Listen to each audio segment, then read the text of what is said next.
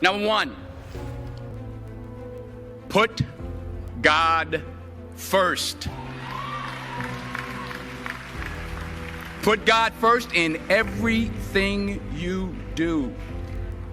Everything that you think you see in me, everything that I've accomplished, everything that you think I have, and I have a few things, everything that I have is by the grace of God.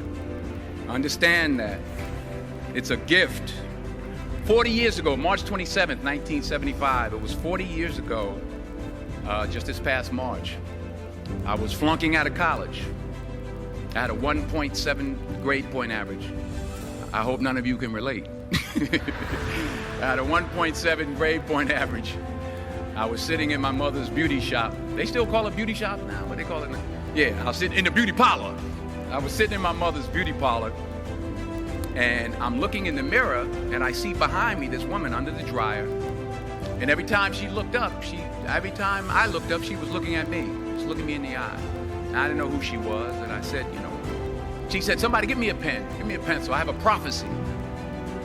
March 27, 1975, she said, boy, you are going to travel the world and speak to millions of people. Now, mind you, I was flunked out of college. I'm thinking about joining the Army. I didn't know what I was going to do, and she's telling me I'm going to travel the world and speak to millions of people. Well, I have traveled the world, and I have spoke to millions of people. But that's not the most important thing, the success that I had. The most important thing is that what she taught me and what she told me that day has stayed with me since. I've been protected. I've been directed. I've been corrected.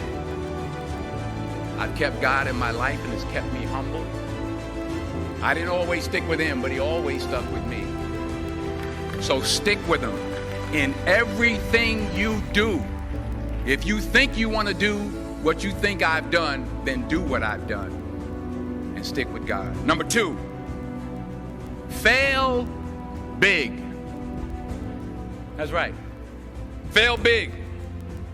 Today's the beginning of the rest of your life, and it can be very frightening. It's a new world out there. It's a mean world out there, and you only live once.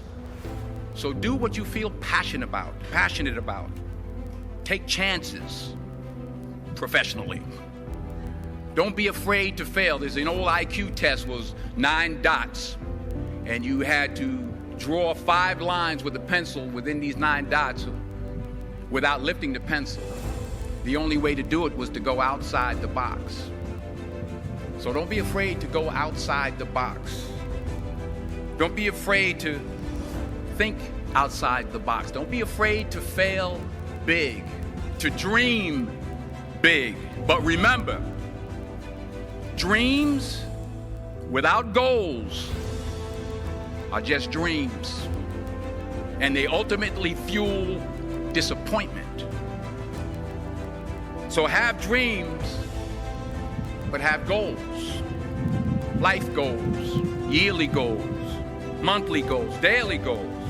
I try to give myself a goal every day. Sometimes it's just to not curse somebody out. Simple goals, but have goals.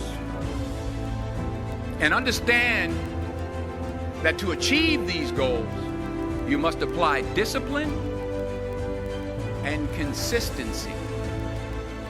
In order to achieve your goals, you must apply discipline, which you have already done, and consistency every day, not just on Tuesday and miss a few days. You have to work at it every day. You have to plan every day. You've heard the saying, we don't plan to fail, we fail to plan. Hard work works. Working really hard is what successful people do. And in this text, tweet, twerk world that you've grown up in, remember, just because you're doing a lot more doesn't mean you're getting a lot more done.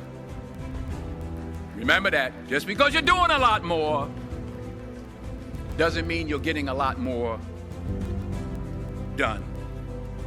Don't confuse movement with progress. My mother told me, she said, yeah, because you can run in place all the time and never get anywhere. So continue to strive, continue to have goals, continue to progress. Number 3, you'll never see a U-Haul behind a hearse. I'll say it again. You'll never see a U-Haul behind a hearse. I don't care how much money you make, you can't take it with you. The Egyptians tried it. They got robbed. That's all they got. You can't take it with you. And it's not how much you have. It's what you do with what you have.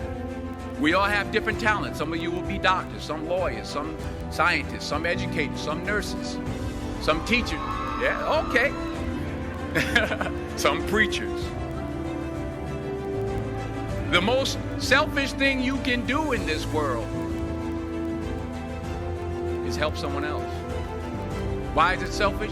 Because the gratification, the goodness that comes to you, the good feeling that I get from helping others, nothing's better than that. Well, one or two things, but nothing's better than that. Not jewelry, not the big house I have, not the cars, but it's the joy. That's where the joy is, in helping others. That's where the success is, in helping others.